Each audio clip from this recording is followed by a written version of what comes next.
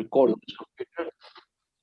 Okay, welcome everybody to this meeting of the series of seminars organized by the Department of International Relations at Ozing University on our world in crisis. And today we are excited to have Dr. Peter Wallenstein and Dr.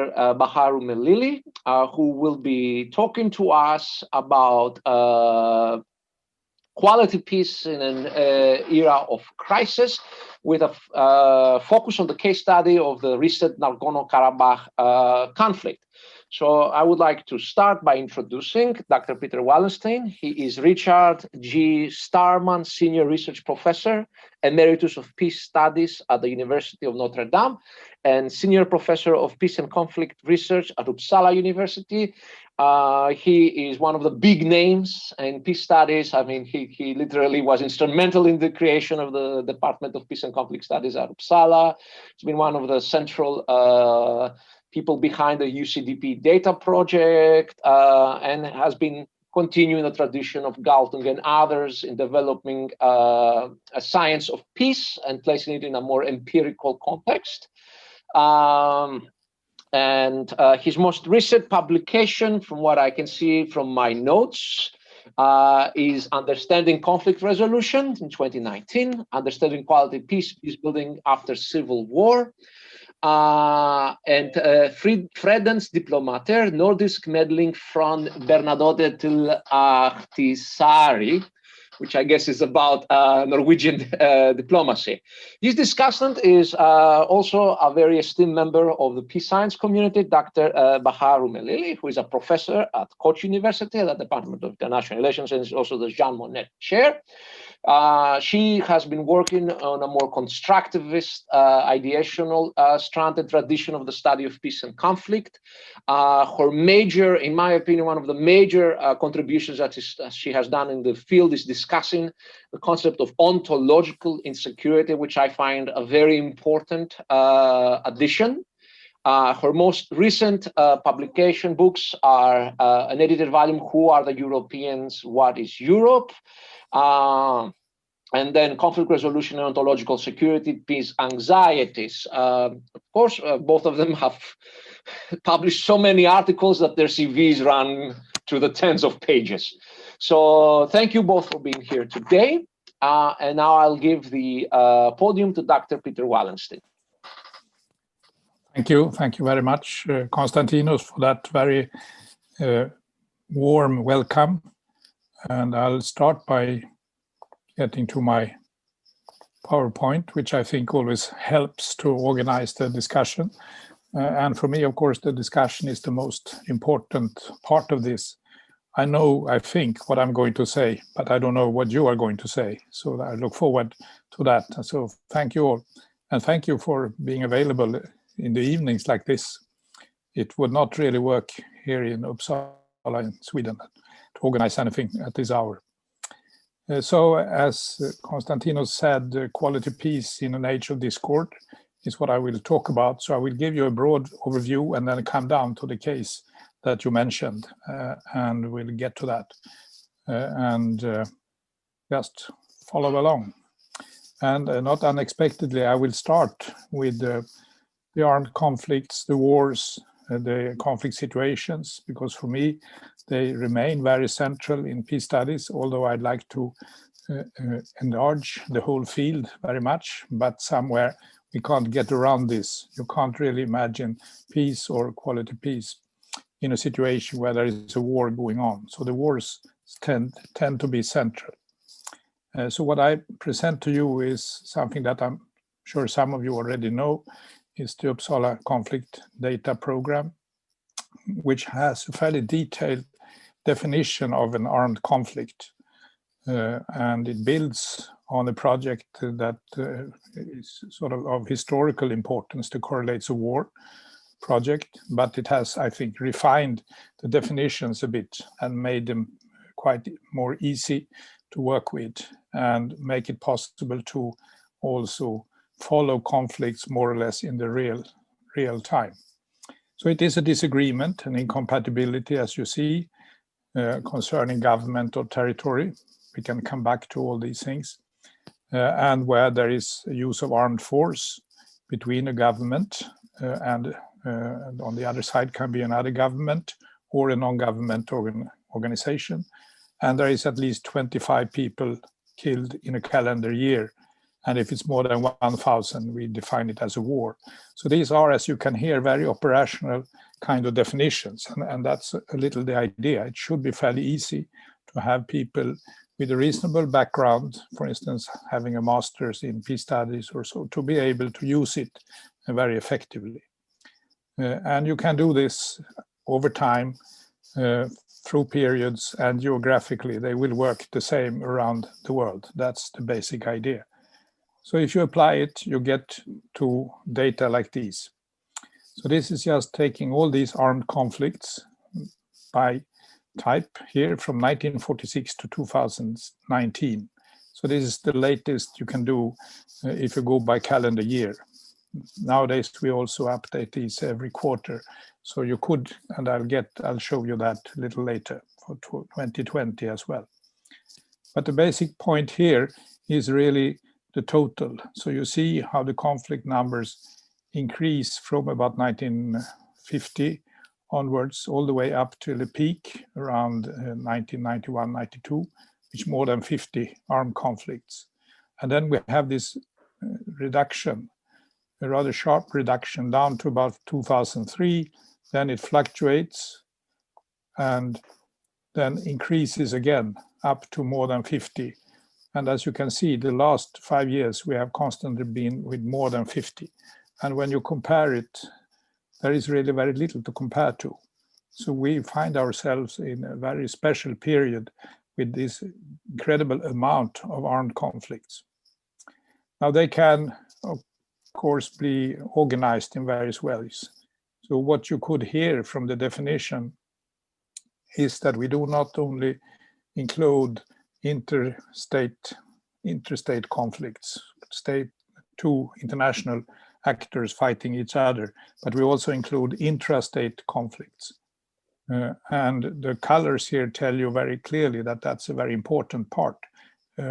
Quite a lot of all these conflicts are about internal affairs. They are really about who shall rule in a particular country, civil wars, or about territories where these territories may want to break away or join the neighboring country or something like that. So that's the reality we face. Now, what we have included in this graph, which I like to bring to your attention, is this reddish group here, which we call internationalized intrastate conflicts. So these are internal conflicts, wars, but they're internationalized in the sense that other countries also send in troops. So they are not just supporting them economically or so, but they actually have their own troops inside. They call them different things, sometimes advisors, etc., but they are there and they are doing fighting. And what you find most dramatically here is this increase in the last 5 years, which, so to say, coincides very well with the entire increase. So much of the increase of armed conflict in the last 5 years is really an effect of this kind of internationalization, which normally I find internationalizations to be a nice word, but here you can say it means making the conflicts more complicated rather than more easily to solve. Then you have, of course, the other categories, interstate, very few clear-cut interstate conflicts. And then you have a fourth category, extrastate, which is basically the colonial wars, the colonial liberation conflicts. And you can see that they disappear here in the 1970s. Now that's, of course, armed conflicts. And you will immediately say, well, there are other ways in which people are dying in violence that is politically motivated. So we have added two more categories. So here, the armed conflicts are basically subsumed under the category state-based conflicts. So these are the armed conflicts between states or inside states. Then you have non-state conflicts. That means various actors who are not governments fight each other. So this could be ethnic groups guerrilla groups fighting each other, or communal groups. There are different forms. And then you have a third category, which we call one-sided conflict. That is when an actor is organized but is attacking a non-organized group of people. So here you have basically massacres, genocides, and much of terrorism, which actually focuses on killing people in a marketplace or in a place of worship. And you will see then that will add a bit in the number of killings, and that's a difficult issue to deal with. But you can also see here throughout here that the state-based conflicts are really the one resulting in most fatalities. So what you have here is the annual number of people killed in any of these three. But as you see in the heading, it says excluding Rwanda. Rwanda is, of course, a typical one-sided conflict. And if we would add that here for 1994, we would go all the way up and above the screen. Because the lowest numbers you have there is about 500,000 people being killed in a very short period of time. So if I had included this, all the other changes that I'm looking at would hardly be seen, because that is a unique massacre and a genocide. And we can definitely discuss what such genocides, what impact they do have on actors for the long term, and how that will affect their understanding of peace. So that's basically the setting. I said that we also try to collect information by quarters. So, of course, you can have a lot of hypotheses about how this COVID-19 crisis has affected also armed conflict. And you can immediately have two opposing ideas. It should increase or it should decrease. It could increase by rebel groups, for instance, thinking that now the government is weakened. This shows that the governments don't work, they will be more active. But you can also argue in the reverse, that also the rebels are affected by the COVID-19, or that the soldiers don't want to go into that because they would prefer to defend or work with their families. So here is the data that we have so far. And you can see then that in the second quarter, and particularly in the third quarter, there is some difference, but it's remarkably small. And I find it's really interesting that it is such a small effect of this enormous health calamity. And we can discuss it a lot. And we can also, of course, think what will happen in the final quarter. Will it go up like it did in 2018 or stay about the same as 2019? But the impact is remarkably small. And of course, we have had strong reminders just in the last month with the conflict over Nagorno-Karabakh or the war in Ethiopia over Tigray to tell us there seem to be the same kind of politics going on, no matter of the health crisis, unfortunately, I would say. So the interest here is peace. So what are the first thing to think about in terms of peace when you look at these conflicts? Well, it's of course how these conflicts end and to think about the peace agreements. So here is basically the same curve, but now going from 1975 only. So here you have the peak I talked about around 1991, and here you have the peaks we have seen lately. 2019 is not included. So it's the same curve. But this bottom curve here is then the number of conflicts that have a peace process of some sort. And they can be very different, or a peace agreement. And you will see then quite interesting that during the last part here of the Cold War, there are very few peace agreements. And then it starts to increase, particularly in the 90s. And you can see this whole period is really one of a lot of efforts to deal with conflicts through negotiations, through mediators, and through peace agreements. And it stops or declines very remarkably in the last few years.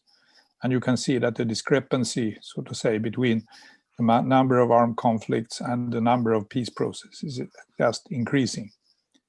And that is one of the worrying signs, of course, of the past period. And when we talk about an age of discord, this is the kind of thing I would include, that there is less of an effort, as we saw here, in dealing with these conflicts through negotiation and mediation today than there used to be. And I'll come back to that. So a peace agreement, what is that then? Well, it works from the same definition of conflict. So it has to be the primary parties that are involved. It has to be to some degree voluntarily entered into by the parties. It should deal with the basic disagreements, which I mentioned, the incompatibilities about government, territory, but it also should say something about the insecurity, some kind of guarantees. It, of course, end violence, and we would like to see it being implemented. So that's really what we think about as a peace agreement. So it's putting fairly high marks. It's really something that tries to regulate the relationships that have resulted in conflict. And that, of course, can take place in any kind of conflict, basically. So here is just one way of organizing it. So here you have state versus state conflicts, the interstate ones, and here you have states versus non-state actors. That's basically internal conflicts. And they can be, the conflicts I said by the definition, can be about government or about territory. So here you will find a typical example of a border conflict. It has many more elements, but both actors would say the key is the border, is Eritrea, where there was a peace, Eritrea versus Ethiopia. So here you find a peace agreement in year 2000. It's not being implemented properly, or not at all in the end, and then it's restarted in 2018. And this is where we have the Prime Minister Abiy and why he got the Peace Prize last year. Issues about government, where there is a state intervening in another state, trying to remove the government, interventions. Well, it's more difficult to see that there are negotiations there and solutions.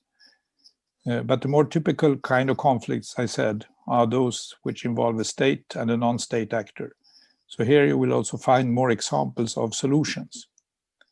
Guatemala in 1996, Colombia 2016, another process that actually was rewarded with the Nobel Peace Prize to the Colombian president at the time, Mr. Santos. But you also have those that are about territory, and I think those are the ones that we are particularly interested in today. Palestine, lots of agreements in the 1990s, and almost nothing since then. We've basically been 20 years without any kind of agreement dealing with this disagreement. Aceh, that's an example from Indonesia, an interesting case of an agreed autonomy in Indonesia, one of the more oil-rich regions, but also one which has been a little more traditional in terms of the kind of Islam that they are applying. And the last one that I included here is Bangsamoro, which is a part of Philippines, basically Muslim-dominated area, where there is an agreement. And those three are interesting because they all involve some degree of autonomy as the way of settling conflicts. Can you hear me properly? Yeah, good. So I'll come back to those, but I think they are interesting and a lot to learn. Of course, the agency that is supposed to do this is the UN Security Council. And it is supposed to do that basically through making resolutions, decisions that try to get the parties to negotiate or support peace agreements through peacekeeping operations, things like that. So I'll just give you this graph as an interesting comparison to the graph you saw before about the number of armed conflicts. You could then see how they were rising all the way through here in the 1950s, 60s, 70s, 80s. And you can also see then the Security Council, the UN was not really functioning at all. And then comes the 90s, and an increased activation of the council. And this is also what I showed you, a lot of peace agreements. So they suggest basically that here is an international support for these negotiated settlements. But you can also see that there is a sort of a downward trend here. And in particular, you remember the curve showing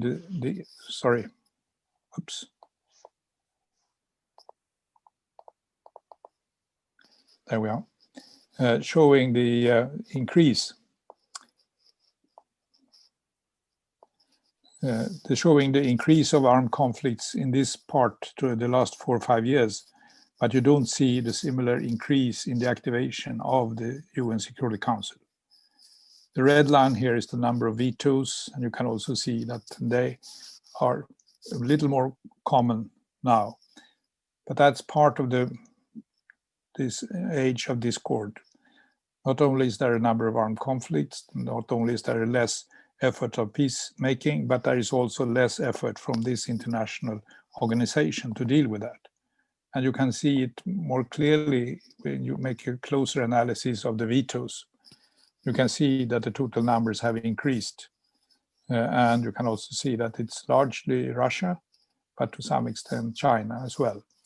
But basically it means that there is the atmosphere, the cooperation in the council is not working. You can say, yes, Russia might be the one putting out a number, making voting vetoes. But of course, they are vetoing proposals from some other country. And sometimes these proposals are made in such a way that it's almost impossible for Russia, for instance, to support them. So they are part. So if there is a veto from one, it does not necessarily say that that's the only one that is problematic. It tells you more that the relationship are not in a working mood. So that's the worry. So that's basically how I see this whole age of discord. How does then quality peace come into this? Well, I basically work from the idea of comparing outcomes. So if you have some outcome where there is an agreement like those we have said now, how does that work? Is it implemented? That's basically what we call peace building. And there's a whole literature about peace building, comparing their efforts and thinking about, is this a liberal peace building or is it not a liberal and whatever. But to me, that's not really the most important point. It is also so to say, well, some wars end with somebody winning. Where there is no negotiations. What is then the outcome? How does the victor consolidate the victory? And is that also an important aspect of peace?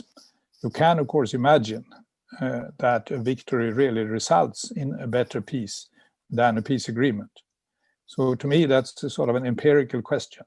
And that's what I'm doing in this book here, trying to say, let's see if we can find criteria where we can compare the victorious outcome with a negotiated outcome, and then see which one generates the best conditions for the future. Because all actors that engage themselves in a war will argue that if they win, that will mean better conditions for peace in the long run. So that's a typical argument. But I'm saying, no, that's an empirical question. Let's see if that really happens. And then you need some criteria where you can compare. And those I suggest here is that there should be a measurement of the dignity for the inhabitants, which basically means, is there a respect for human rights? Is there a respect for women's rights? Is there a respect for minority rights? That's what I would say is part of the dignity. The second is, of course, that people are secure after. So are they secure in the sense that they don't get harassed and that they can walk safely in the cities? No matter who they are, if they are a minority or if they are a man or a woman or any other identity. But it's also, of course, a question of getting access to jobs and being able to sustain yourself. And the third thing I think is important is really a belief that these conditions that we have now are going to last. So I can predict that this is the way it will be for the next generation. So for me, then it becomes, for an individual, it then becomes important to put your kids to school or buy a house or whatever. You feel that the conditions are going to be fairly stable. So if I take these three criteria and apply them to peace agreements as well as to victory outcomes, what will then happen? And the result is quite clear. That the peace agreements basically win most of the time. It turns out that situations after a peace agreement negotiated between the parties are more likely to create conditions with respect for human rights, where the more groups have an influence. They are more likely to create conditions for economic development, and with that also some more security for the future. So I think in this book I can demonstrate, yes, peace agreements are actually better for the long run. So let's come to the case that you are interested in, and the Nagorno-Karabakh case. And I assume you basically know the situations here between Armenia and Azerbaijan, but also that the key problem here is really what to do with that piece of territory, which through the arrangements for 100 years ago became an enclave inside Azerbaijan, but is an Armenia-dominated area. And the idea, the solution that there has been is really finding some form of autonomy where the people in Armenia can, the Armenians in Nagorno-Karabakh can feel safe, although they are in a territory that formally belongs to Azerbaijan. So that has made me look at different kind of autonomous solutions and ask, what do they look like? And so here I suggest basically a matrix where we could put different kinds of solutions on autonomy to see, do they provide for a weak autonomy, very little influence, medium, or even strong? And what does this autonomy include? Does it include cultural rights, so to say you can have your language, or does it include economic rights, so you can make your own investments? Does it involve political powers, coercive rights, that is your own police, for instance? And is there an international rule in monitoring it? And what is the likely future? Will it sustain itself? And then you can start to think about different solutions and see where can we put them, and even give that as a matrix to the parties and say, why not look at this and see what you think? So there are a whole set of such autonomous solutions where one can learn a bit from.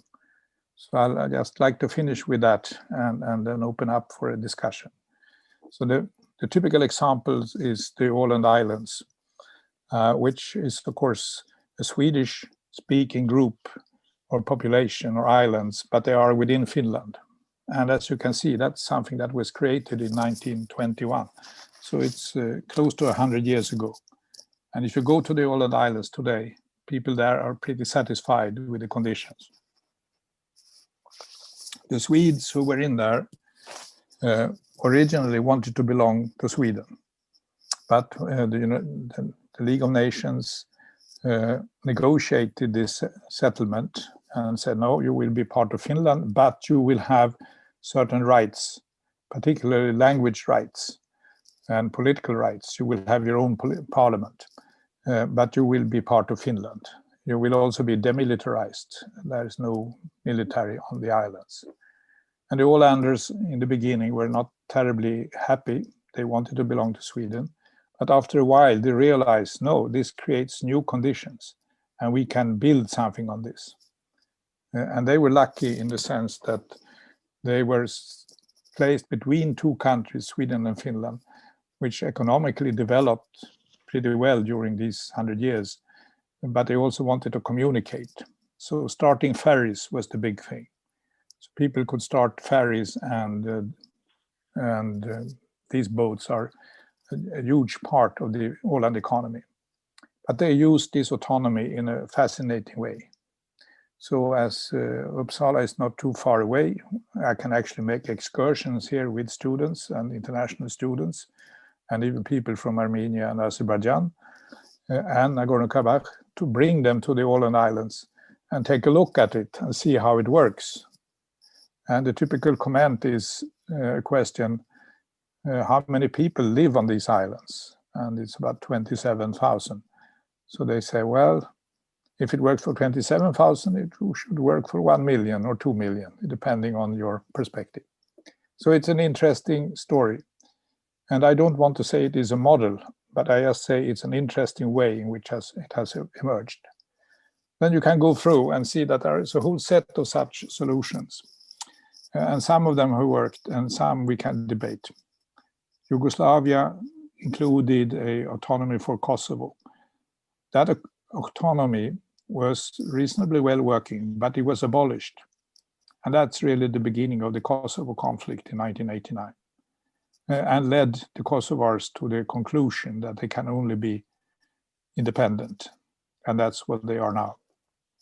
Still not accepted by Serbia, but accepted by more than 100 countries in the world.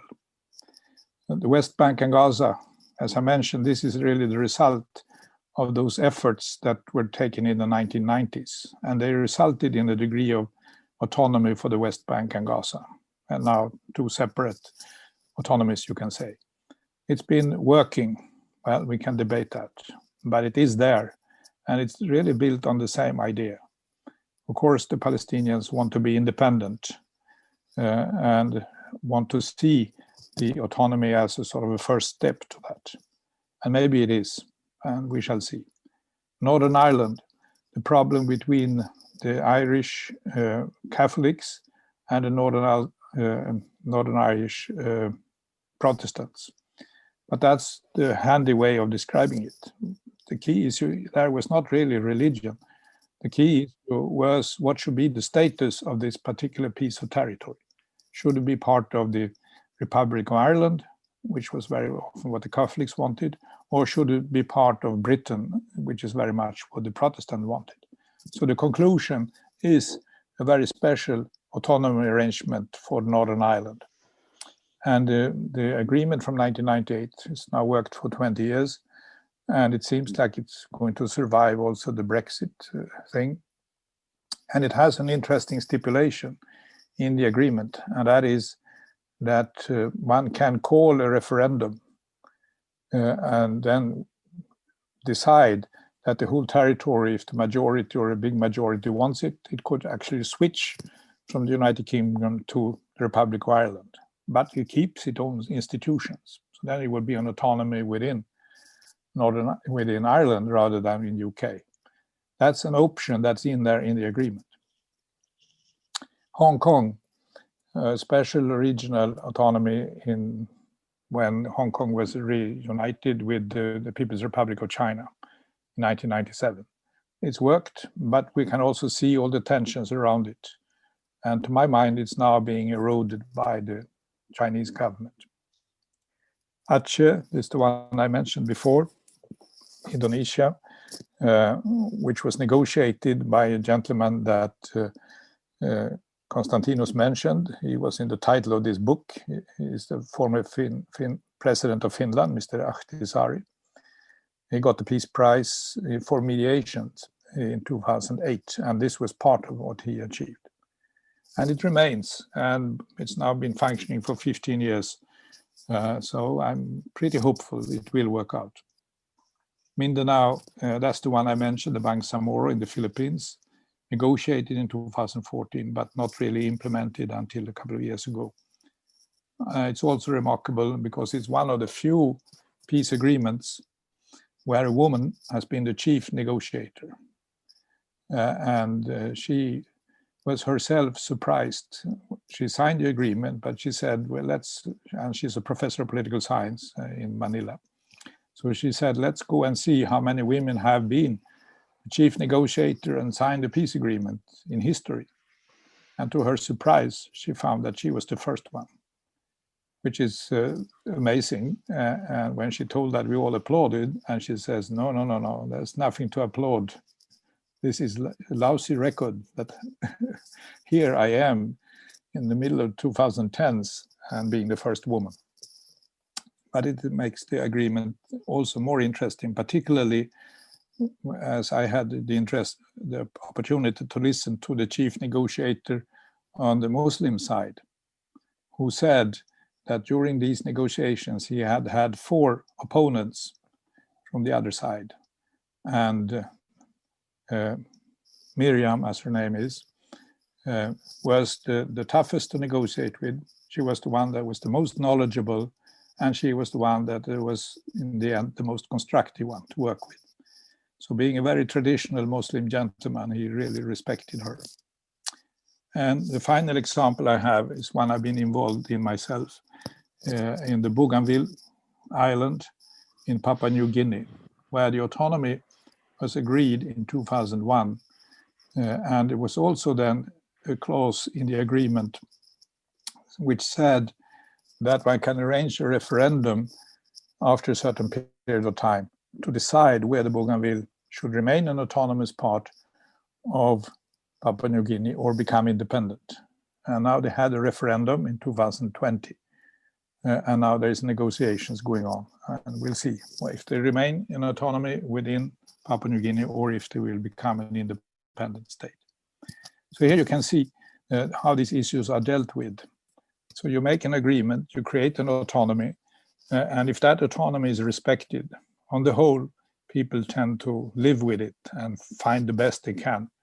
If it doesn't really work out as you would want, well, 2 things can happen. Either you go to become independent, or the central government will abolish the autonomy. So that's the danger and the problem. So that leads me then to think about what would really be the conditions where we could get some kind of quality peace through these autonomy arrangements. I think there are a couple of things that are needed, and I think they apply then to the Nagorno-Karabakh too. That it needs to be an agreement between the central government and the concerned region. But I think it benefits from also having all the neighbors involved in some way. And many of these agreements do have that. So if we just go back, and I will give you examples. The Orland Islands, of course, included also Sweden, but as I said, the League of Nations. Northern Ireland includes, of course, also the work with the Republic of Ireland, and the same with many of the others. So I think it's important to have a sort of a regional support. It also needs to function very quickly so that you start to see that things are being implemented. And then after a while, you gradually accumulate a positive experience between the center and the autonomy, which builds some kind of faith in this agreement that this really will work. So I think that's the things that can be part of the dynamics itself. Now, the real problem, I think, here is the question, would a functional autonomy require a democratic center? That you need to have a degree of transparency. So if you look at these, that's true for most of those that are in black here. But if you look at the Hong Kong, that's really the key. The Communist Party decides that Hong Kong should be dealt with in no other way, in spite of what one has agreed, than as the rest of the country. And that is really also the reason why Mr. Milosevic's action to abolish the autonomy in Kosovo started the conflict. So, and he, of course, acts very unilaterally as a despot. So maybe it's needed, and that will then push the settlement a little further away. And what about the international role? Well, in many of these, there has been an important international role in forging the agreement and in being part of implementing it through peacekeeping operations or other kinds of observations that you can make in this kind of an agreement. I'm not sure whether it's absolutely necessary, but I think one needs to discuss this. So that's why I put up 2 question marks here. If this kind of situation, this kind of work for an autonomy with quality peace would really work also in the conditions of Nagorno-Karabakh. So let me stop here and ask for your questions. Okay. But first, I'm happy to hear your comments. Yes, thank you so much, Peter. That was very interesting. So now we'll go to Dr. Bahar Umelili. So she can first put down her comments, ideas, and everything. And should we keep up the PowerPoint or should we bring it down? Okay. Yeah, we can do that. I don't know. If Dr. Umelili, do you want the PowerPoint on? Or no, do you I'm not going to use a PowerPoint. Okay, so then we can keep it. But we can keep it up. Okay. Yeah, then, I think so. Then the podium is yours, Dr. Umelili. Yeah, well, thank you very much once again, Dr. Travlos, for giving me this opportunity, and it is certainly very flattering for me to be discussing Professor Wallenstein's work. And I will try to do the best that I can in my comments. So, as in the peace studies scholarly community, broadly speaking, we are often in agreement about what constitutes an armed conflict, what constitutes a war. There are even numeric benchmarks, and we can easily count them and put them in a graph. But we are more at a loss when we are asked to define what constitutes peace, especially when we're talking about societies that are coming out of conflict. We do have an agreement on a minimal definition that, peace requires absence of armed conflict. But above that, the discussions about what constitutes peace comes with too many labels. We refer to some as a cold peace, others as, a victor's peace. Then a wide range of peacekeeping initiatives pursued in the post-Cold War era are labeled as liberal peace and criticized by some for being a liberal peace. Then we have alternatives, mentioning everyday peace, local peace, agonistic peace. So our discussions of peace come with many labels. And Professor Wallenstein offers yet another label, which is quality peace, which means a peace with certain qualities, a peace that is premised on security, dignity, and predictability. These three are the key qualities of a sustainable peace, according to Professor Wallenstein. And when we are generally speaking that we want peace and all actors claim to be wanting peace, we often associate peace with some form of a final outcome, an eternal harmony, an idealized endpoint to all the suffering, grievances, and inequality. But too often, peace proves fragile, and the state of conflict returns with a vengeance. So, among the conflicts that Professor Wallenstein discussed towards the end of his talk, I really wonder whether or not our children or our grandchildren will not be reading comments about these peace agreements being violated, or they may be reading what I'm trying to say is that news stories about these conflicts as, an eruption of ancient hatreds between these different conflict groups. So what we see in our lifetime as an example of a pretty stable peace, there is no guarantee that the next generation will witness it as a return to an ancient hatred. Therefore, for many peace studies scholars, one of the important qualities of peace that we're after is its stability. And what are the conditions that are necessary to have to prevent the recurrence of war or armed conflict? So I have to say, I was a bit surprised listening to Professor Wallenstein speak here today, because I was thinking that in relation to Nagorno-Karabakh conflict, he would dwell more on the distinction between what he refers to in his book as victory consolidation versus a peace-building process or a peace agreement. Because what makes his work very interesting for me is this comparative aspect. And he also underscores that for the conflict actors that are involved, even the most successful peace agreement is a second best outcome compared to the original hope of a decisive victory.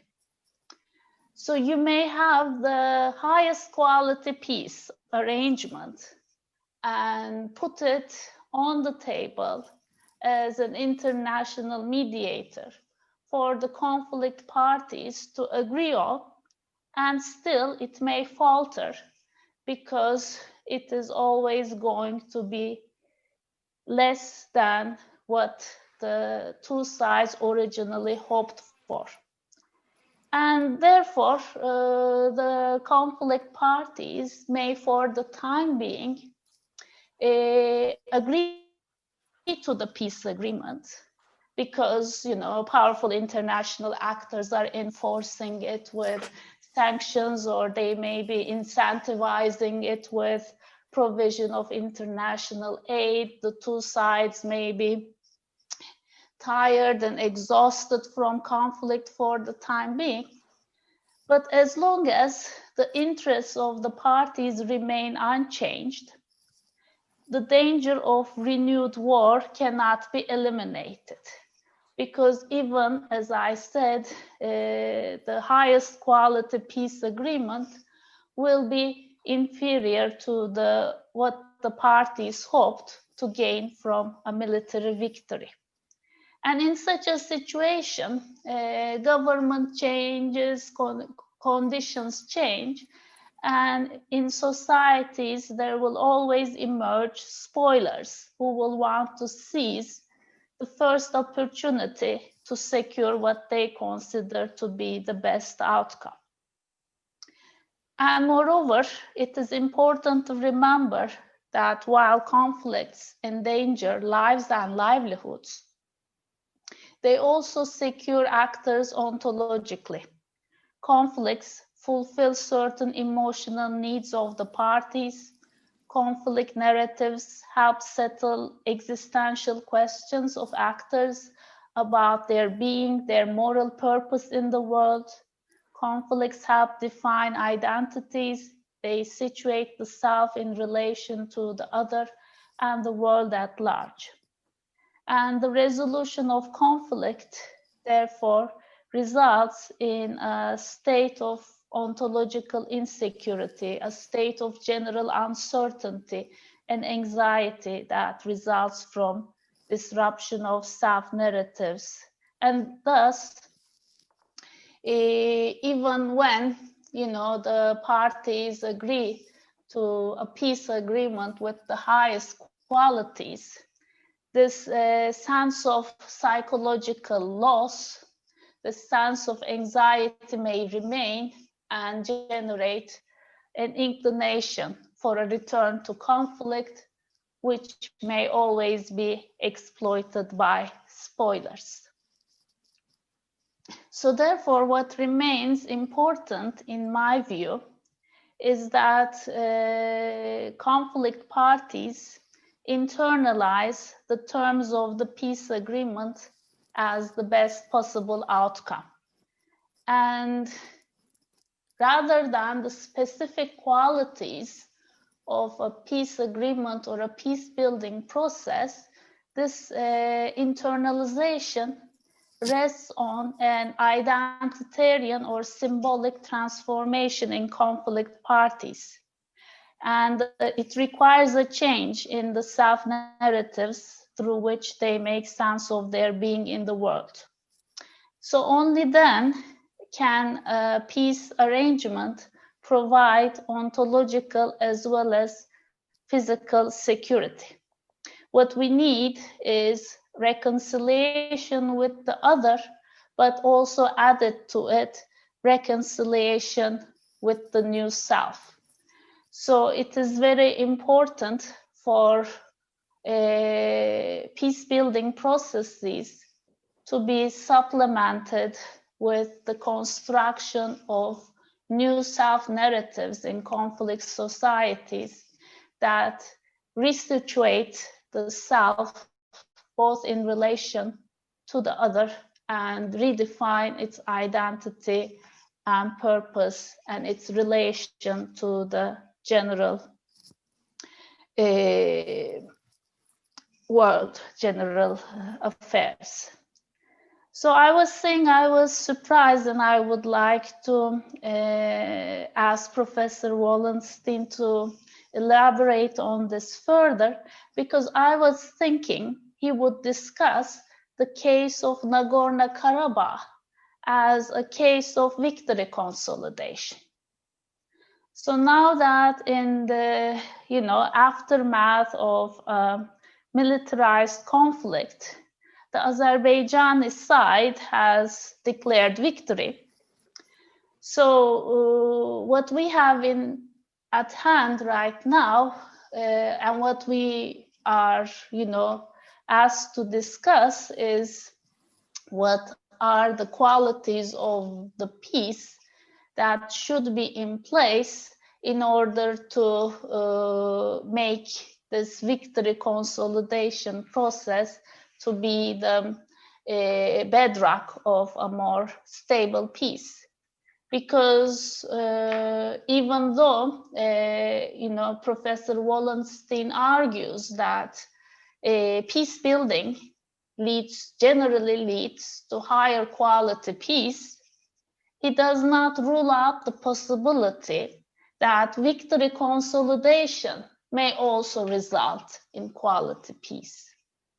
And this reminded me very much about works of key IR scholars like John Eikenberry after victory, where he, and also many other IR scholars in that liberal tradition, they devote significant attention to the qualities of institutional orders instituted after major wars, ending in clear victories. And they have highlighted the responsibilities of hegemonic victor powers. So according to John Eikenberry, for example, the international order that the United States instituted after the Second World War bears many of the qualities that Professor Wallenstein ascribes to the notion of quality peace.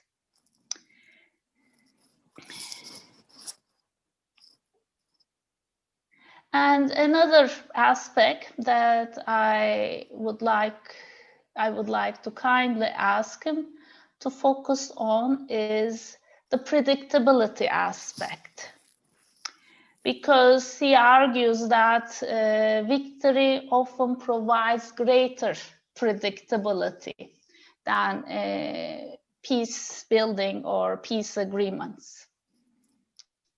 And this made me think that because of this predictability, or the higher is the predictability, then we are more likely to see a more definitive identity transformation in the conflict parties. And if it's victory consolidation in the case of victor and the defeated states. And this brought to my mind Ayşe Zarakol's book, which is aptly titled After Defeat. And she argues that in order to avoid the stigma of defeat, the defeated actors are often inclined to disown their previous identities, interests, and policies, and redefine them in line with the order established by the victor powers. So in that sense, the fact that victory consolidation provides greater predictability, does it mean that it is going to generate a more sustainable and definitive identity transformation? Is a question that was triggered in my mind after following the notion of quality peace. Of course, I don't want to be misunderstood. Neither am I, approving, what went on in the Second Nagorno-Karabakh war, nor am I trying to deny the immense human cost of attaining peace through victory consolidation. We certainly cannot let each conflict run its course, but perhaps this is a scenario we're likely to encounter more often as this post-Cold War era of liberal interventionism is coming not to an end, but is under increasing strain. So then, in short, I would like to pose 3 questions to Professor Wallenstein. The first is, among the examples of autonomy that he discussed towards the end of his talk, which one or ones he thinks is more susceptible to a return to armed conflict, and why? And my second question is, why didn't he discuss Nagorno-Karabakh as a case of victory consolidation? And if it can be considered a case in that manner, what would be his suggestions for a quality peace to be instituted by the victor power? And third, my question is that what does he think about, as mentioned, we are going into an age of discord. What does he think about the future of peace agreements and international efforts towards generating peace through agreements between the parties? So I hope I didn't talk too much, Dr. Travlos, and I made some sense. So thank you again for this opportunity. No, I think it was excellent. So I think what we're going to do now is we're going to give Peter a chance to respond. And after that, we can go to the Q&A. While Peter responds to the points of Dr. Rumelili, the rest of you can write your questions for either Dr. Rumelili, Dr. Wallenstein, or both in the chat box, so we can collect them for the Q&A. So, Peter, the podium is back to you. Mm-hmm. Yeah, thank you. Can you hear me? Good. Yeah, thank you for those comments. I thought they were really very interesting and very useful. So I'm just going to give you my definition there. So the idea was, as you said, to see if this can be applied both for the victory and for the peace building. I didn't say what I think has happened in Nagorno-Karabakh, and you define it as a victory. I'm not so sure. What they have agreed on is a ceasefire arrangement and some withdrawals for the Armenian side. But I don't think the Armenian understanding of this is that we have lost. I'm afraid that they think, no, we need to plan for a re-emergence. We need to get back. So it is not enough if one side declares victory while the other does not accept that it has lost. So that's why I suggest that the way out is really something along the lines that I mentioned, and that if we agree that the key issue is really Nagorno-Karabakh and how that is organized, well, these are the kind of solutions one should have thought of before. And actually, I know one did in the 1990s, and we have sort of lost 25 years where there has been no serious negotiations. And most likely because the Armenians have felt that they have won, and so they are stable in that situation. And now maybe we will have an equally long period when the Azeris think that they have won, and so they will not entertain any solution. But I still think that the wise thing at this moment is not necessarily declare anything, but find a way in which you can start a real reasonable discussion. And you can say that for the Azeris, what has been achieved is a psychological breakthrough as well as a territorial breakthrough, but not least psychological, that they are sort of even out the imbalance between the parties, psychologically speaking. You can compare it to when Egypt crossed the canal in 1973, and in that sense made themselves feel strong or equal to the Israelis, and from that perspective were more able to negotiate the peace agreement than that Sadat and Carter and Begin negotiated for 5 years later. So that would be, for me, sort of the best scenario. But I'm not wanting to evaluate the situation at all. I just say here is a way in which you can actually use this opportunity to move forward to something which is a better settlement and avoid a new outbreak of conflict, which I otherwise fear will be there. So that's the really sort of part of your second question. And let me see. You also asked about the 3 cases and wondered which ones they might lead to a new armed conflict. Well, let's see which ones I mentioned, and we can discuss them. But that's not necessarily the necessary thing to deal with. But there are tensions around all of them in some sense.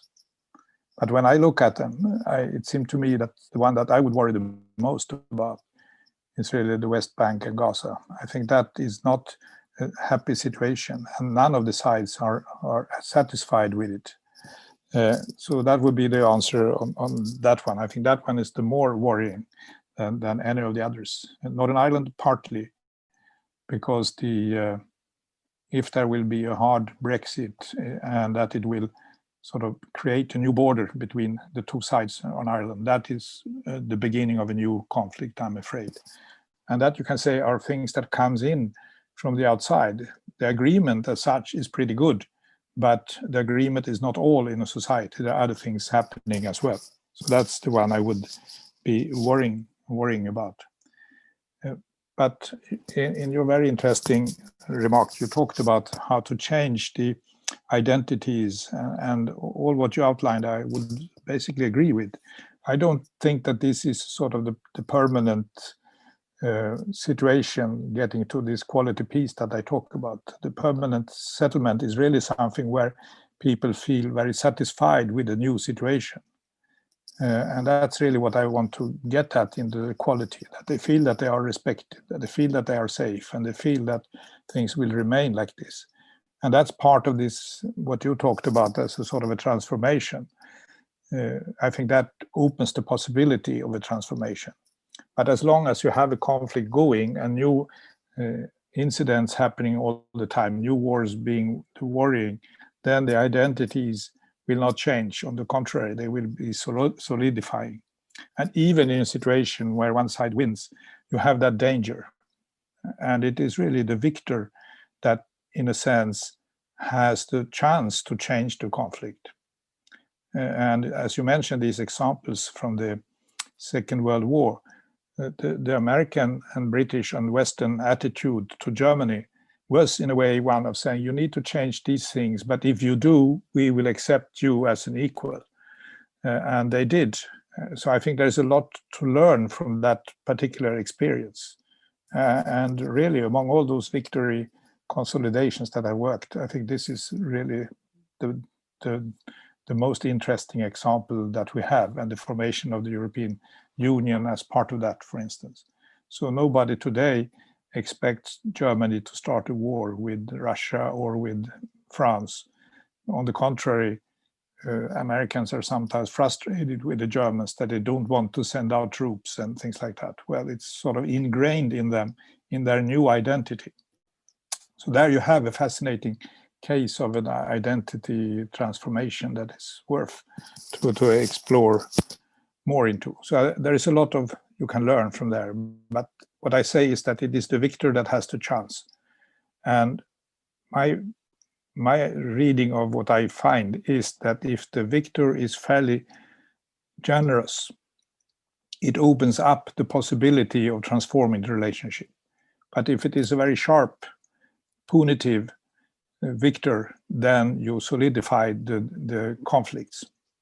So I was earlier this year in Sri Lanka. There you have a victory by the Sinhalese government over the Tamils. In principle, the Tamil Tigers, but it has affected the entire Tamil population, who feels that they're still marginalized. And you can really see how conflicts are brewing there in that, because the government has not taken on this more generous, inclusive attitude. So that's what the victory can do, and victory consolidation can then get us going in the direction that you were saying, basically, trying to remove those ontological insecurities you were talking about. Like Konstantinos, I like the term. It's very good. Then you asked about the future. I'm really very reluctant to make any prognosis. I would say that the prediction business is not particularly scholarly. And the key thing one needs to do if you are into doing predictions and prognoses is really to realize that approximately every 10th year, there will be something really surprising that you had not been thinking about. So it's easy to predict what is going on right now, and it's most likely going to go on next year and the year after, etc. But the real difficulty is to predict the thing like the fall of the Berlin Wall. People were saying that could happen. No, nobody took it seriously. It happened. It created an opportunity to change a war. The September 11 attacks, nobody had really predicted it, and it created a whole new dynamics the following 10 years. Or the Arab Spring, unpredicted as well, and it created a tumultuous situation for another 10 years. Or the coronavirus, so the COVID-19. So you can see, actually, they almost exactly come every 10 years. So I say, no, I don't believe in any predictions that just assume trends will continue. No, you have to assume that every 10 years there will be something that breaks up things dramatically. And we are right now in a phase like that. We don't really know what the virus will create. The optimistic scenario is that it will create more cooperation with the new American president, that might be. But as I showed with the data, maybe it also provides opportunities for some to start conflicts and break up countries, etc., etc. So for the time being, I don't know what will happen.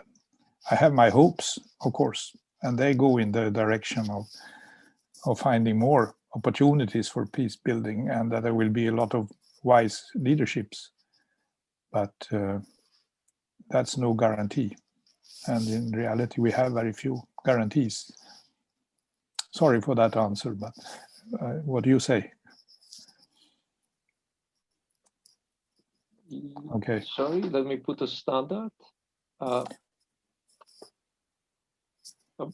Dr. Rumelili, you want to give an answer to the answer? No, actually, I think, the best that could be said has been said. I just, pose the predictive question, I think, to be, to be thought provocative. That, much of this analysis rests on the post-Cold War context, and many of the variables defining that context are changing. So, I just wanted you to, elaborate on that, but that is really fine. Thank you. I think we can proceed to the questions from the audience. Okay. Thank you for your comments. Yes. Is that okay with you, Dr. Wallenstein, as well? Shall we proceed to Q&A? Yeah. Okay. No, but I enjoyed very much your comments, Dr. I knew that the ontological insecurity will go and play into the dignity part of quality peace. This is exactly why I organized this. Okay, so is it okay we close the shared screen, Dr. Wallenstein? Yeah. Let's do that. Yeah. Okay, so with the Q&A, what I'm going to do is I'll start with other people's questions, not my questions. So I wrote a couple. So I'll start with Dr. Gür's question. Dr. Gür, if you want, you can ask it directly. And it has to do with, I guess, food security, the question of food security and its role in quality peace. So, Dr. Gür? Thank you, but I'm not from the field, so I think there are other questions touching the essence of the presentation should be taken, before me, actually. But if you don't mind, I just wrote to you, so let me read it. You may ignore my question, really. I won't take it personally. No. I'm interested in all kinds of questions, so please go ahead. The question is written in the message anyway. Let me read it. What I'm wondering is the place of the food question in your analysis in terms of economic performances of the regions and countries where the conflicts took place, and that it is placed during the peace process thereafter. I'm just wondering about the food question. This is an ignored field in the conflict studies. I know that, but I don't know how much ignored. So I just wanted to ask the question. Thank you so much. Thank you. Maybe we'll take a couple of questions. Okay. Dr. Hendrik Poelens and Dr. Itirto Soos also said they wanted to ask a question. So would you like to make your question now, Dr. Poelens? I can also wait. Okay. Then Dr.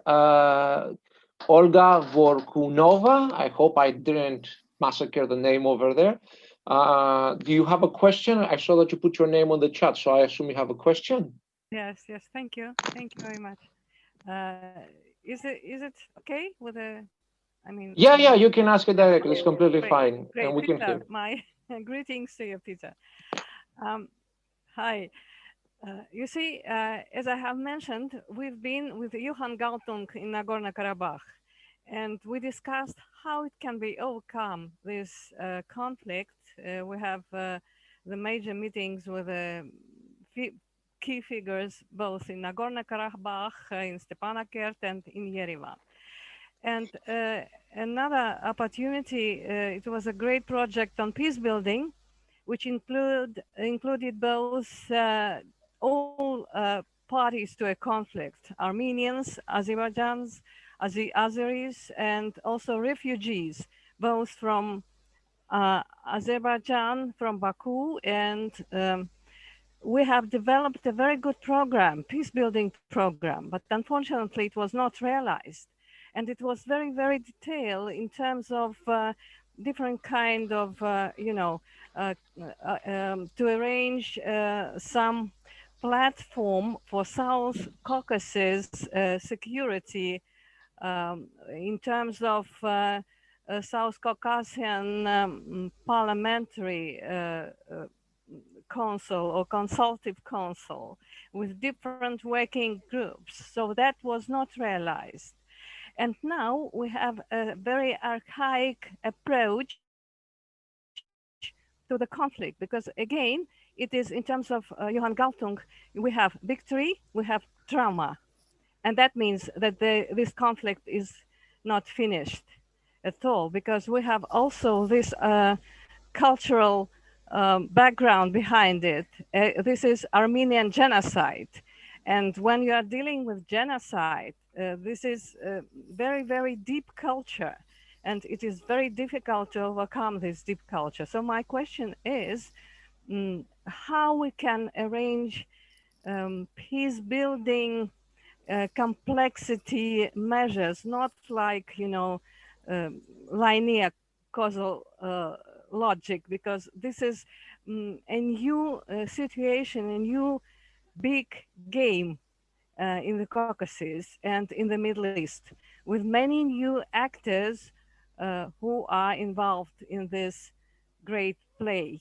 And it is not a question of peace. It is rather a question of different kind of interests of regional powers and superpowers. So my question is, what are the prospects and what can be done in terms of to provide some kind of prevention of new violence? Because Peter, as you have mentioned, we are dealing again and again with a break of violence, both, for example, as you mentioned, in Sri Lanka. This is the same situation in Sri Lanka or in Indonesia, in Aceh, or even after some peaceful agreements. We have the main problems. Thank you. Yeah, thank you. Thank you. Good to see you. Should I just take these two questions and then we can move on? On the food security, I think that's very important. So what I have included is just more generally talk about economic performance and that people have jobs and so on. But the basic to that is, of course, that they have food, and food shortages of various sorts definitely have immediate political impacts. So in general, you are absolutely right. I think you all know that the French Revolution in 1789 broke out because the government increased the food prices. The bread became more expensive, and that's what was the trigger, so to say, to demonstrate that this was a lousy government. So you can see now, if you go to Paris, you will see that food and bread is pretty cheap. No government dares to increase the price. Sensitive, all these things around food security are. And that's the reason why I price to the World Food Program. It is definitely important that people are secure in getting food. So I think that is really part of the way I see quality peace. So, but I'm happy to hear more of what you think.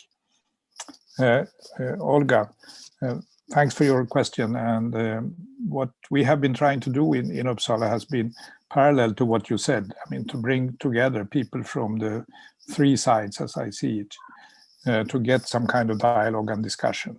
I think one still needs to do that.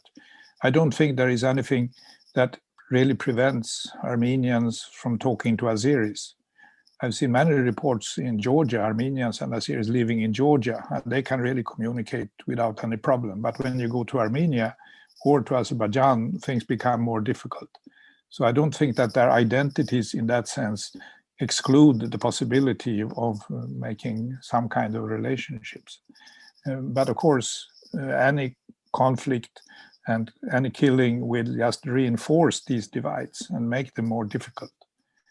So if we have a wise government in Azerbaijan and a wise one in Armenia, things could really be turned around.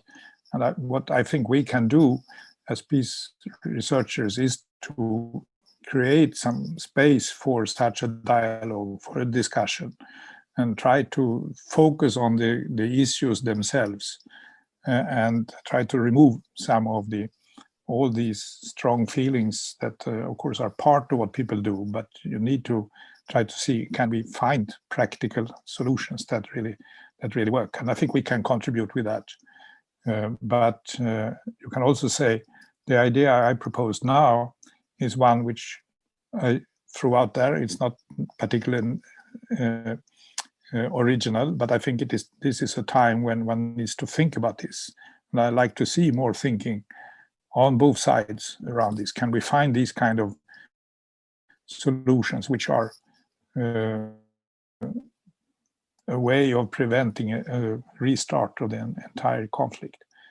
You also suggested that one could think of this more in a regional setting, the South Caucasus setting. And that's really also one of my points, that can sometimes be quite helpful if you have a regional setting that tries to be benign and supportive. And maybe one can achieve something like that in order to make sure the situation is moving in a different direction. I can see several questions about this, about the trauma. I mean, right now it is, of course, a very traumatic experience for people. And the Armenians will direct that against the Armenian government, of course, like it has been a traumatic experience for many Azeris being pushed away from there. And that's been really neglected internationally, the amount of refugees and displaced people. I also see questions about the human rights situation. I would definitely be very worried about what happens there, and that there is a need for a lot of transparency if we are going to turn this conflict into something more reasonable. But I think from a peace perspective, we can promote such ideas and that there is more transparency and so on. And also suggest that, yes, there might be solutions, but solutions are really made in the political sphere before we can move on to the much broader perspective that we heard about from Dr. Rumeli a little while ago. I see it as a sort of a phased program. There are a couple of more questions. Let me touch on them. The question about trauma and human rights was asked by Ari Barbalat, by the way. This has been answered now. Effie Karalambaki has a question. This is more of an epistemological question. Effie, do you want to ask your question, or should I just read it from the chat?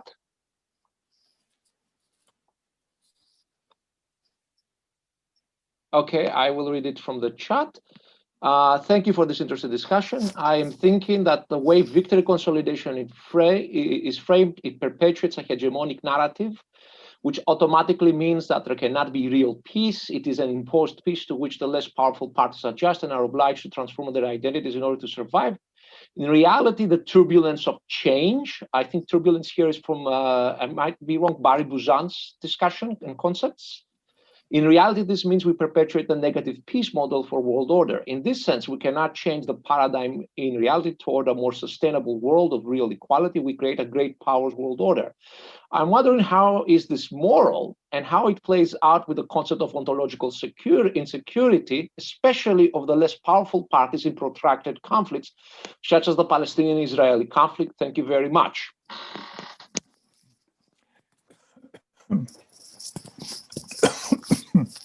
Okay, this is the only question, or is there more?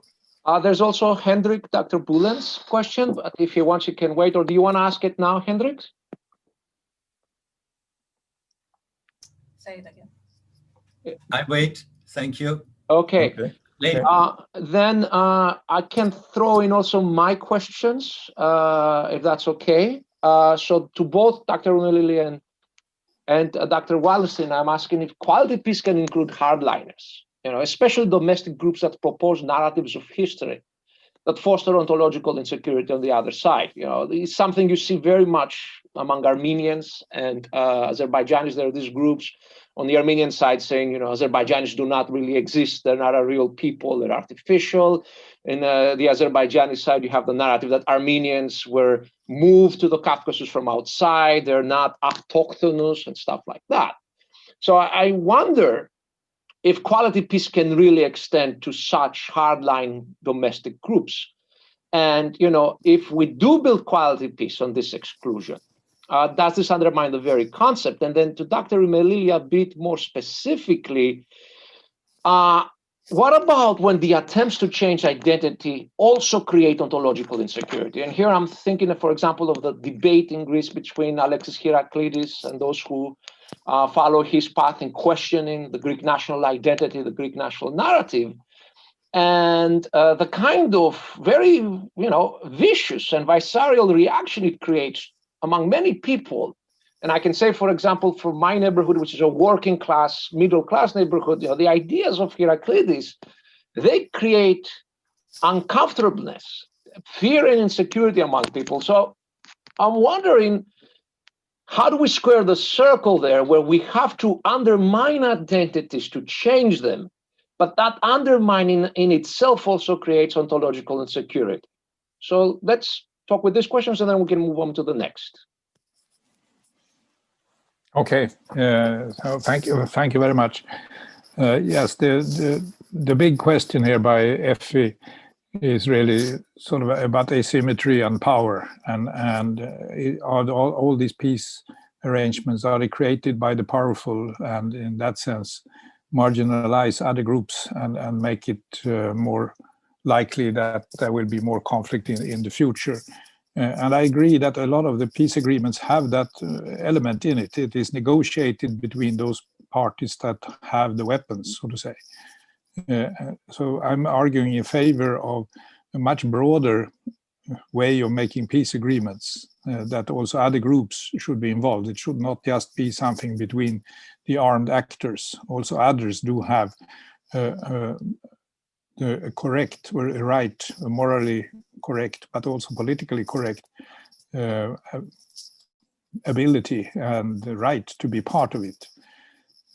So I think that's really the only way out to make agreements of a nature so that it's not just the big weapon holders that have them.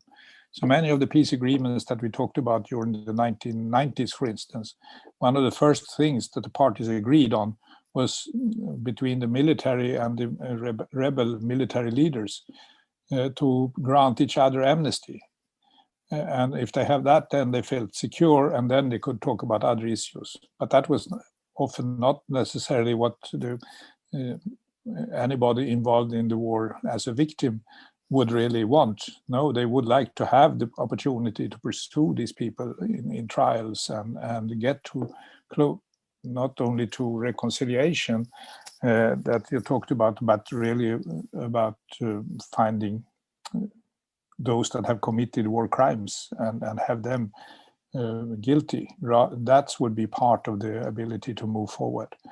So I try to think about a much broader way in which you can make your peace agreements so that they don't become just the peace agreement of the powerful, because then you just create a new divide. That includes the really interesting question about the hardliners and what to do with them. And if you think about the example I gave before between Israel and Egypt, Menachem Begin on the Israeli side was really a Likud leader. So he was really representing a hard line. And he was pretty tough in his negotiations. And I think that was sort of helpful in that conflict. I know that President Carter, who tried to get these guys to talk, was pretty frustrated. But in a sense, the fact that you had a hardliner on board meant that you would actually have a whole segment of the population that would be supportive. And in a way, I mean, politically, that might have been correct. But there is a danger there. I mean, the hardliners can break up the whole thing. So the question you have is, should you have the potential spoilers inside at the table, or should you leave them on the outside? What is best? If they're inside, they might destroy the whole chance of making an agreement, but if on the outside, they can destroy the implementation of the agreement. So it's a very tricky problem how to deal with the hardliners, but one has to face it in some way. And often I would probably prefer to have them included in order so that you can get them to be serious in the way you have to be when you are negotiating and when you have to make these rather painful compromises rather than sit outside and make score easy points, so to say. So all these peace processes are really difficult and very fragile, particularly if you put higher demands on them than just creating a ceasefire and providing amnesty for the warring actors. Dr. Rumelili, do you want to also put some in the answer? Because my question was also directed towards you. Yes, thank you, Dr. Travlos. Very thought-provoking questions indeed. My answer to the first question about can any type of a real peace result from victory consolidation. My stance on this issue is I don't think that in any society in the world we find an example of real peace. I mean, in terms of, relations between different groups, identities, minority, majority relations. This is an ideal which is, it's a normative ideal, but it is not realized in practice. So my counter question to you would be, to think about the case of Germany and Japan after the end of the Second World War. I mean, these two countries didn't think that peace was imposed on them, or they thought they deserved it. And they still feel guilty ever since. So we'll see what our grandchildren will see.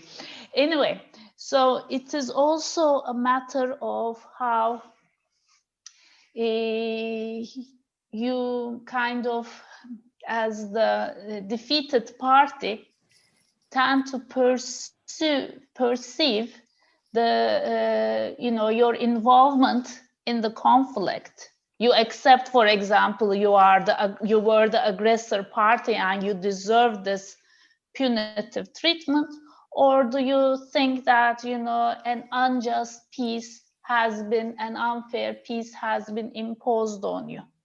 I don't think that this is something that we can determine entirely by the conditions of the peace arrangement, that this is also shaped by perceptions and identity constructions. So therefore, as a result, there can be, I think, a real peace after victory consolidation. The question of morality and ontological insecurity. I think this is also a very, touching question. I think it reaches to the gist of the matter and it pushes me to articulate my position very clearly. So in that sense, in the way I thought of it, I gave a higher moral value to the sustainability of peace than its, justness or morality. This may be criticized, of course, but my position is that a peace does not have to be 100% just. In fact, that is not attainable. And different processes may be a kind of, I hesitate to say it, but I will say it, a kind of internalization of injustice. I know it sounds very bad, but may be necessary for peace to be lasting, and accommodation to the injustice may be necessary. But then when we think of it this way, peace is no longer the high moral ideal we often associate it with. It is just a state of being in the way that I see it. It is still laden with power. It is still laden with injustice. So you may think that is a negative piece, and I wouldn't disagree with that. In response to Dr. Travlos' question, I'm really glad you posed this question, because I'm, for the time being, I'm thinking about this issue of hardliners, and not in terms of how to accommodate them in a peace building process, but more in terms of the way we tend to disregard the existence of hardliner positions when we are too much involved in a peace process. I think the peace advocates on one side tend to think that the other conflict party is composed entirely of people like them, that the other community is also fully committed to the peace process. This is certainly not the case, and then there is a very strong disappointment that results to the peace advocates, that when they see the picture on the other side is as mixed as the picture that they have on their side. So what we need is, I think, a multi-logue. The dialogue shouldn't only be taking place between the two sides. Peace is much more of an inner process, I think, than a dialogically negotiated process. So there needs to be much more conversation between peace advocates or moderates and hardliners within each conflict society, and perhaps the international peace community can also facilitate such a conversation, internal conversation, before attempting to do the external one. And I really appreciated your comments about, how radical attempts to change identity may generate ontological insecurity. I agree with that 100%. And I think there is a tendency to aim for more radical solutions to all sorts of conflicts by those advocating change. But often what succeeds are more gradual positions. And in the case of Greece or Turkey, a new identity narrative that kind of pushes you into shame position about your identity doesn't work in the long run. What needs to take place is that you need to find a way to change your identity while maintaining people's ability to affirm themselves through that identity. Because not all societies, I think, can internalize shame, or you need a very radical event to be able to internalize shame the way Germany has. That is not really possible in many of the other contexts that we're dealing with. So the process of questioning yourself should proceed in a more gradual fashion. You should change some elements of your identity while keeping others constant, so that you still find security in continuity, rather than, just anxiety in change. That's kind of what I think. But it's just difficult questions to respond to. Thank you. Thank you. So since Dr. Budens have been waiting for so long, I think now I would like to give him the chance to ask his question. And then we should slowly wrap it up, I guess. So Dr. Bulens, Dr. Toksos, go for it. Okay, thank you very much.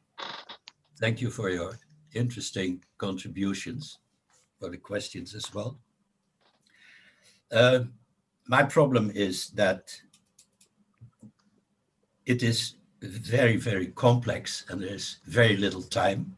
So I'm sorry if by cutting it, it may be sound oversimplified. I have 2 or 3 points, and they are all related in a way with one of the key elements of peace building and peace processes. It is about prediction and predictability. Both of you have mentioned it as one of the core elements. Now, my first question that goes especially to Peter. We met, I think, some 35 years ago at an IPRA or UPRA conference. Yeah, that's so true. To see you again. The first one is your second slide, I guess it was. It shows, first of all, it is, of course, as I'm an evolutionary psychologist and economist, it's a very short period. So, but if I understood the picture well, you see that there is now a tendency again of rising, increasing interstate and intrastate conflicts. The question is, my question is, do you think, is this a trend or is this transient? Is this temporary?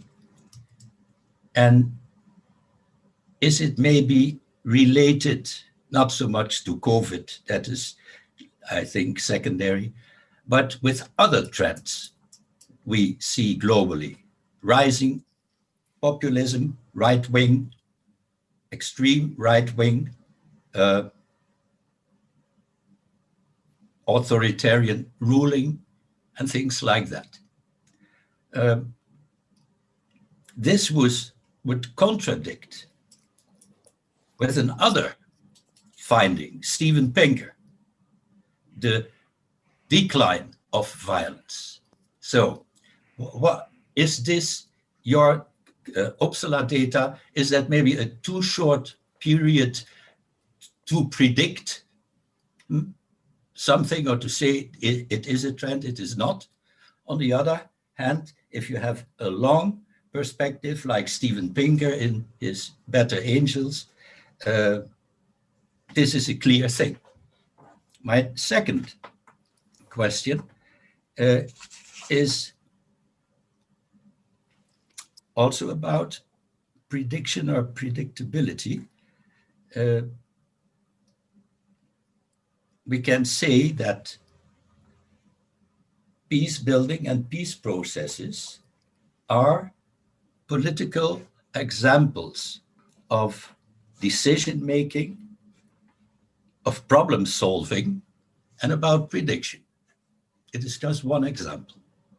Now I understand Peter's reservation to make a prediction, but on the other hand, that is, I would say, based on an outdated concept of predictability. It is a predictability, an artificial predictability, which is still mainstream in IR, in peace and conflict studies, in economics. In economics, it is the neoclassical model. So you don't look at the reality, but you shape the reality according to what you can do mathematically. It just doesn't fit in the real world. And this is changing.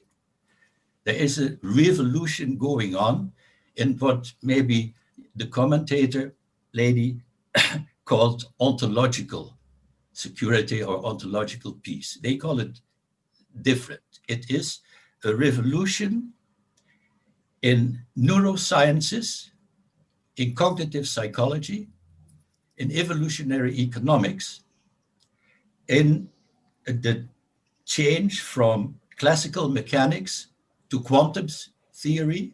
It is a complete different concept of certainty versus uncertainty. Cut it very short, there is much, much, much more uncertainty in every area in the world than these classical models have accepted. And I refer to an incredible book. The title is indeed The New Science of Decision-Making, Problem-Solving, and Prediction, Thinking. It has people like Daniel Kahneman, the Nobel Prize laureate, or a lot of very concrete examples what exactly is changing. And what I would suggest is that in general, in the area of international relations, political science in general, and especially in conflict and peace science or conflict and peace studies, we have to include this because it is almost not known. Thank you very much. Before Hendrik finishes and we close the microphone, I have a very small question as well. Hello, this is Dr. Utertoxos from Doğuş University. My question would be actually very brief. It is about the role of Russia as a mediator, especially how it is portrayed in the Western media as to how from one side Russia looks like this aggressive country, increasingly aggressive country in the post-Cold War world, especially in regards to the conflict in Georgia and then in Ukraine. And all of a sudden you also see Russia fulfilling a mediator, negotiator role in contexts like Syria and now in Armenia and Azerbaijan. Can you please comment on how the role of Russia looks like from not a journalistic, of course, but a more academic perspective from Uppsala, maybe? Thank you.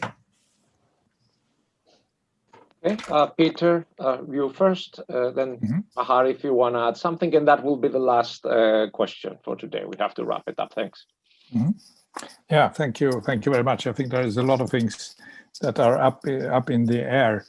I was thinking a little about the previous discussion as well, when you referred to Germany and Japan and how come that they accepted the victory, which I think is really a really interesting question because they did it very differently.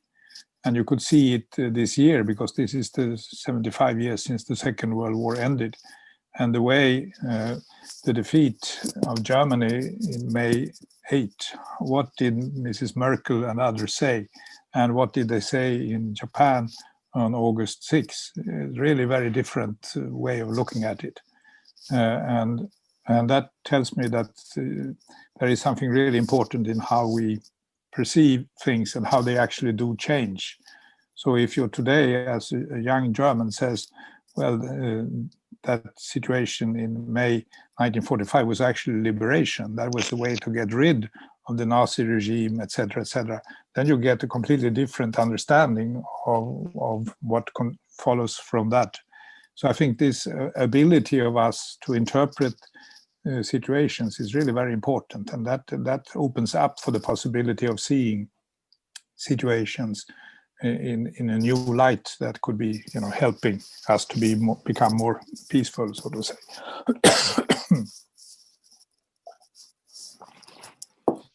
And Henrik, very good to see you again. When you started to talk, I said to myself, I know this man. Yeah. On the first question about Pinker and the trends and so on, and I agree. I've been in a contact with him about these trends, and he of course wants really very long historical trends to see, and what we have is 75 years, and to him that's too short. But nevertheless, in the beginning he wanted to incorporate our data when it showed the reduction of conflict. Then when we started to report, no, there has been an increase, he actually called us and asked if we have changed the criteria, and of course we have not. That's the whole point with the whole project. So he really expected his things to be applicable within a short period of time as well. And we are not. It has to be much more long-term if we are going to think about such issues as the human mind and how humans change. I think what we can report with the data I gave you is really just shifts and changes during a very short period in history. And we can't really, to that, say anything about humankind and whether our way of thinking has changed in a dramatic way or anything like that. So I regard it as a snapshot for 75 years. I referred earlier to the Correlates of War project, which of course goes from 1816, so it has 200 years. In that sense, it's better, and it shows a lot of ups and downs, and really no clear trends.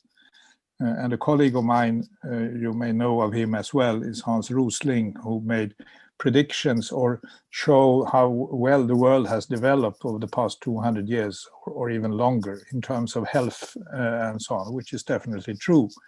But we also had a discussion, what about including conflict here, and can we do that? And then the picture becomes much more bleak. So Pinker is really smart. It's really always very fascinating to listen to him. But I think he doesn't really come up with a clear understanding of what it is that is changing and why violence is used sometimes and not at other times. He doesn't have really a clear model. He talks about the civilization, civilizing things and so on. But to me, that's a little too vague to really be convincing. He also talks a bit about the state.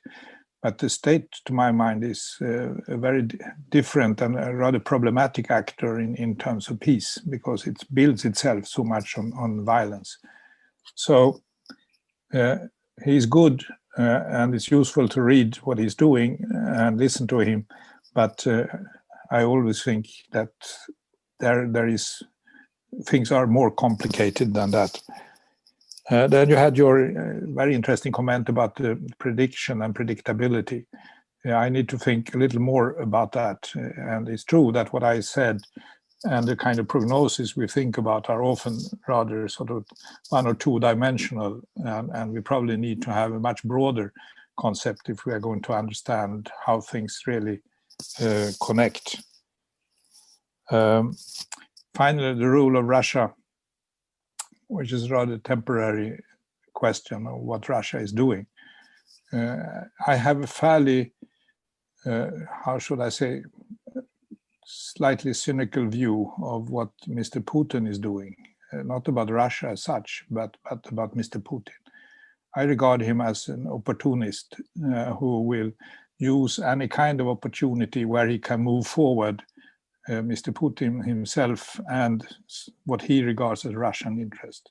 So it could be take a chance to take a piece out of Ukraine here and take Crimea and start to stir up some troubles in eastern Ukraine. That's him, as well as being involved here in Armenia and Azerbaijan. Yes, he can send in and be a peacekeeper, but that is also a way of projecting some Russian power and his image of what Russia should be about. And I see the same in Syria. So I don't see him as sort of a peace actor. No, I see him much more as an opportunist. And sometimes it can work out good, sometimes maybe not so. And that's often my view of great powers in general, that they are more driven by their internal logic and their internal ambitions to be big, rather than about the real concerns of humankind, so to say. And if you look at the UN Security Council, where the big powers have that special role of having a permanency and having the right to veto, whenever I discuss that and have a chance to do it, my view is that it's a sort of a global deal. We who do not have the permanent positions agree to let you have it, but then the deal is that you should not use this just for your own national interest. You should use it for the global interest, which is much broader. And I try to say that's what the deal is there, but please respect it. Well, big powers are big powers, so they are not so easy to influence, but I think we all need to do that and constantly remind them that they have a global responsibility, not just the responsibility for promoting their own interests.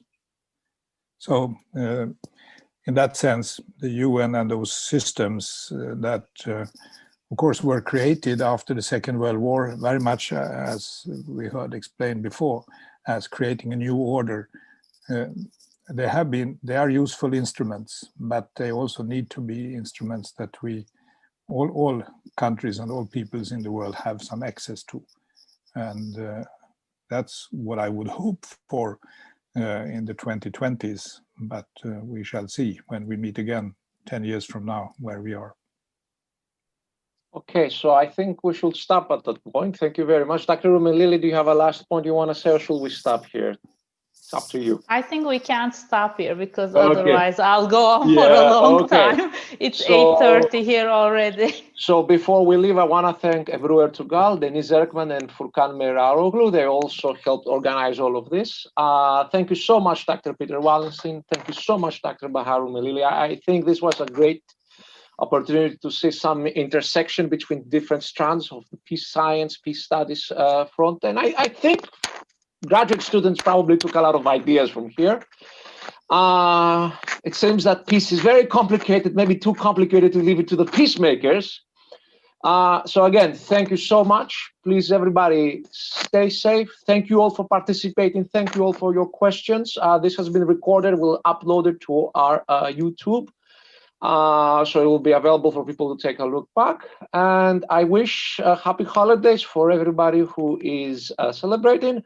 A happy New Year for all of us. And until then, everybody, please stay safe. So with that, good night. And thank you again, Dr. Wallenstein. Thank you, Dr. Rumelili. Thank you for coming.